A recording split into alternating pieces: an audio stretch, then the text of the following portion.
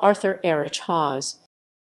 Arthur Erich Haas, April 30, 1884, in Brno, February 20, 1941, in Chicago, was an Austrian physicist, noted for a 1910 paper he submitted in support of his habilitation as Privatdocent at the University of Vienna that outlined a treatment of the hydrogen atom involving quantization of electronic orbitals.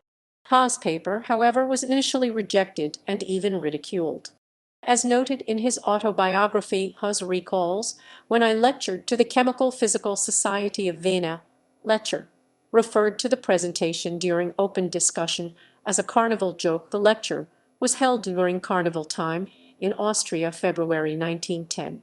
Soon thereafter, however, by September 1911, at a physical science convention in Karlsruhe, former detractors of Haas' work acknowledged it with greater enthusiasm, as noted in a footnote. We do not know what caused a change of mind in 1911 and can merely suggest the general trend of thinking at the time. 1910 saw the beginning of a universal shift of opinion. From 1936 to his death, he was professor at the University of Notre Dame. Acceptance at the 1911 Solvay Conference. During the proceedings of the first Solvay Conference in 1911, at which Bohr's mentor, Rutherford, was present, Max Planck's lecture ended with this remark. Hendrik Lorentz, in the discussion of Planck's lecture, raised the question of the composition of the atom based on Thomson's model, with a great portion of the discussion around the quantum atom developed by Arthur Erich Haas. Lorentz explained that due to the dimension of Planck's constant, it defined the atom. Haas's model of the atom is mentioned 17 times during the proceedings of the conference.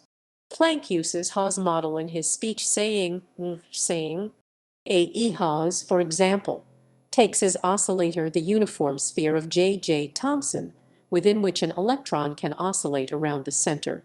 The maximum energy for this oscillation, which is reached when the amplitude becomes equal to the radius of the sphere, must be equal to the quantum of energy E equals hv. Works. Die Grundlagen der Mechanik dargestellt aufgrund der geschichtlichen Entwicklung, Leipzig, Veit, 1914. Einführung in die Theoretische Physik, 2 volumes. 1. Online, Leipzig, Veit, 1919. 2. Berlin, de Gruyter, 1921. English translation, Introduction to Theoretical Physics, translated by T. Verscoil, London, Constable, 1925. Naturbild der Neuen Physik, Berlin, de Gruyter, 1920. English translation, The New Physics, translated by R. Lawson, London, Methuen, 1923. Atom Theory, Berlin, de Gruyter, 1924. English translation, Atomic Theory, An Elementary Exposition, translated by T. Verscoil, London, Constable, 1927. Materialen und Quantenmechanik, Leipzig, Akademist Verlagsgesellschaft, 1928. English translation, Wave Mechanics and the New Quantum Theory, translated by L. W. Codd, London, Constable, 1928.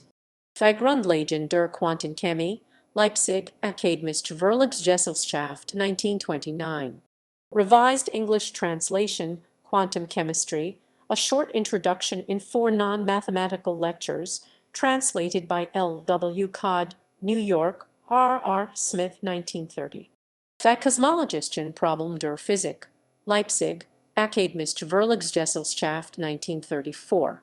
Amoblungen der chemischen Element, Berlin, de Gruyter, 1935. Physik für Jedermann, mit besonderer Berücksichtigung der modernen technischen Anwendungen, Berlin, Verlag von Julius Springer, 1933. Popular Scientific